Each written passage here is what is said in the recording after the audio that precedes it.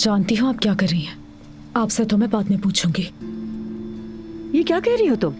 कितनी बेशर्मी से अलीना की हमदर्द बन रही हैं। शर्म नहीं आती आपको? तुम्हारा दिमाग खराब हो गया है क्या? आपकी इन चालाकियों से ना ही मैं और ना ही अली धोखा खा सकते हैं। वो सीडी आपने ही भेजी थी ना? बताएं मुझे सच सच, आपका ही काम हो सकता है। मैं फिलहाल अपना सर तुम्हारे साथ नहीं खपा सकती। तुम पागल हो गई हो। बकवास बंद करो।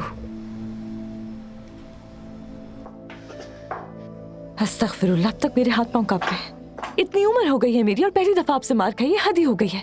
हाँ, मैंने तुम्हारे पर हाथ उठाया है। मैं जान से मारना चाहती हूँ तुम्हें। हफीजा, अब तमाशा नहीं करो, तुम्हारी जबान गुद्दी से खींच सकता हूँ मैं।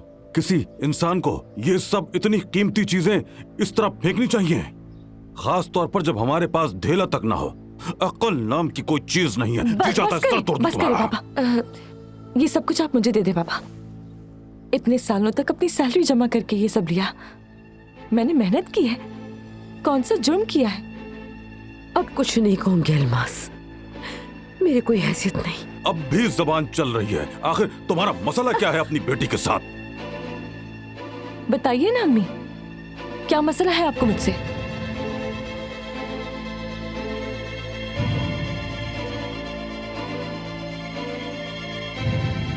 अगर मेरी सगी माँ मुझ पर इस तरह के इल्जामात लगाएगी तो फिर दूसरे क्या करेंगे? कैसे इल्जामात हफीजा? क्या कह रही है ये?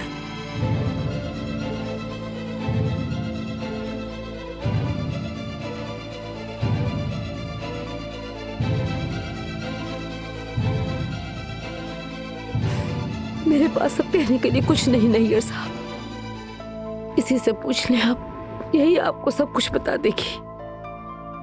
ठीक है, मैं बता देती हूँ। इन साहिबा को ये जेवरात बर्दाश्त नहीं हो रहे मेरे पास। जाहिर है, खुद तो रूखे सूखे रोटी के दोने वाले खाकर अपनी जिंदगी गुजार ली इस गुर्बत में। मैं आपकी जैसी नहीं हूँ, मैं आपकी जैसी बिल्कुल नहीं हूँ। मैं भूखे पेट रह सकती हूँ, लेकिन मुझे ऐशो आराम चाहिए। मैं अपनी मेहनत से खरीदती हूँ, जब दिल चाहता है पहनती हूँ। मैं बड़ी फर्म में काम करती हूँ, व्हाइट कॉलर जॉब है मेरी। ये सब कुछ मेरा लाइफस्टाइल है। अच्छा बेटी, बस अब बस करो, फिक्र मत करो। ये तो बेवकूफ है। इस जाहिल को क्या मालूम है कि बड़ी फर्म की जॉब क्या होती है या व्हाइट कॉलर क्या होता है। ये तो इसी सर्वेंट क्वार्टर में एक दिन एड़ियां रगड़ते रगड़ते मर जाएगी। चलो बेटी, अब तुम अपने कमरे में जाओ और ये जेवरात अपनी जगह पर रखो। चलो मेरे बच्चे। क्या आपको और कुछ भी कहना है? कुछ नहीं कहना मुझे, कहने के लिए कुछ बाकी नहीं है मेरे पास। ये मोहब्बत बदुआ बन गई।